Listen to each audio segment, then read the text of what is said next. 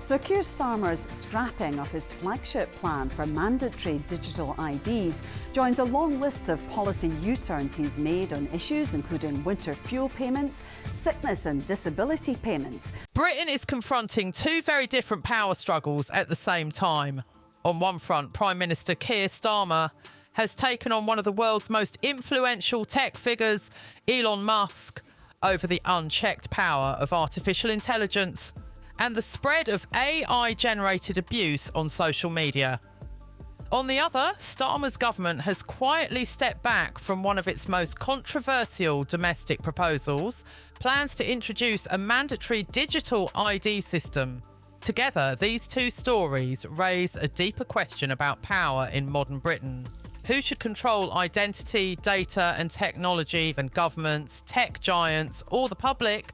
And is Britain asserting authority or retreating from it? The confrontation began with Grok, the artificial intelligence chatbot built into Elon Musk's platform X.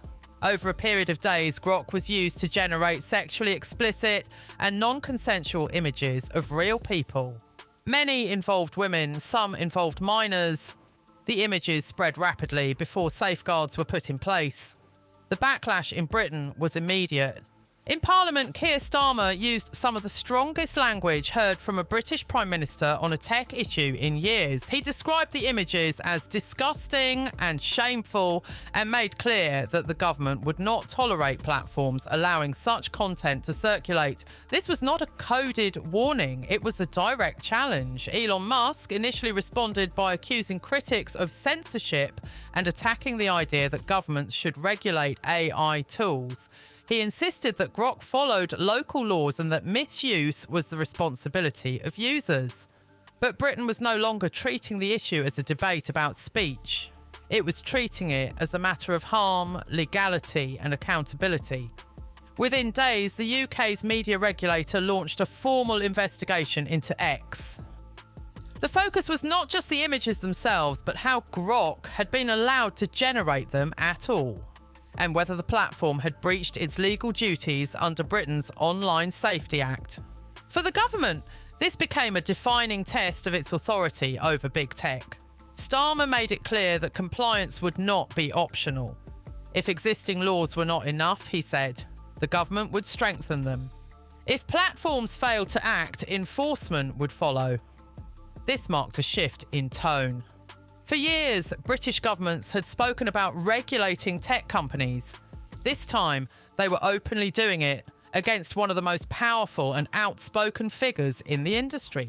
The message was unmistakable. Operating in the UK means obeying UK law, regardless of size or influence. The pressure worked. X announced new restrictions on Grok, blocking the generation of sexualised images of real people in the UK and introducing geolocation limits in jurisdictions where such content is illegal. The government welcomed the move but refused to declare victory.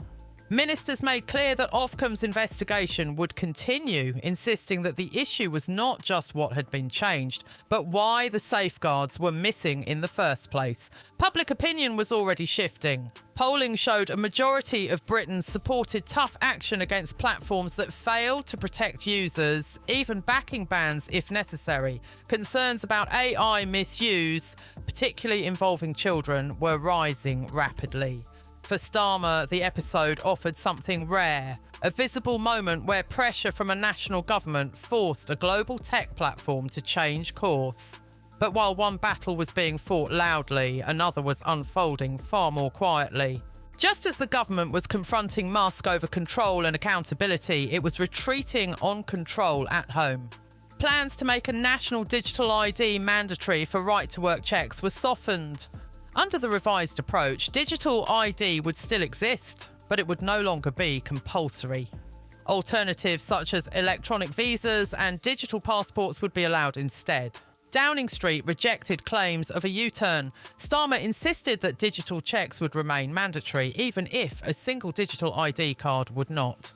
Ministers framed the change as technical rather than political, but the impact was clear. The only compulsory element of the digital ID scheme had been removed, And critics were quick to notice the contrast. The digital ID proposal had touched a nerve in Britain. Supporters argued it would modernise services, reduce fraud and crack down on illegal working. Critics saw something else entirely: surveillance, biometric databases and expanded state power. A parliamentary petition opposing the plan attracted millions of signatures. Privacy campaigners warned about data breaches and mission creep. Opposition politicians accused the government of building infrastructure that could later be expanded far beyond its original purpose. Unlike the fight with Musk, this was not a battle against a foreign billionaire. It was a confrontation between the state and its own citizens. And the government appeared far less willing to push forward in the face of resistance. This is where the two stories collide. On AI, the government is asserting control over private power, demanding accountability from one of the world's biggest tech platforms. On digital ID, the same government is stepping back from exerting control itself. To some, this looks pragmatic. To others, inconsistent. Why confront big tech so forcefully, but retreat when the state itself becomes the source of concern? Supporters argue the distinction is simple. One fight is about preventing abuse, the other is about respecting personal freedom. Critics see a deeper problem: a government willing to regulate others but hesitant to defend its own authority when challenged. Either way, the tension exposes the central challenge of modern governance: controlling technology without appearing to control people. The story is far from over.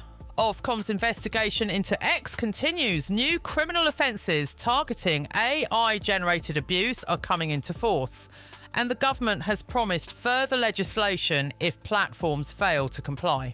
At the same time, public consultation on digital identity is expected, with ministers attempting to rebuild trust after the retreat. Beyond both issues lies an even larger concern: elections.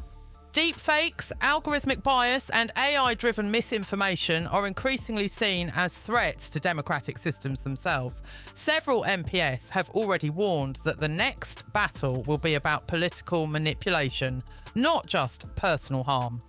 Britain may be becoming a test case, not just for AI regulation, but for how democracies balance safety, freedom and authority in the digital age. Keir Starmer's government has drawn a line against Elon Musk and the unchecked power of artificial intelligence, but it has stepped back from drawing the same line when the issue turned inward. Whether that reflects careful leadership or political caution depends on perspective. What is clear is this: Britain is entering a period where questions of control over technology, identity and power can no longer be avoided. And how those questions are answered will shape not just policy, but public trust itself. So the question remains: is Britain asserting control over the future or retreating from it?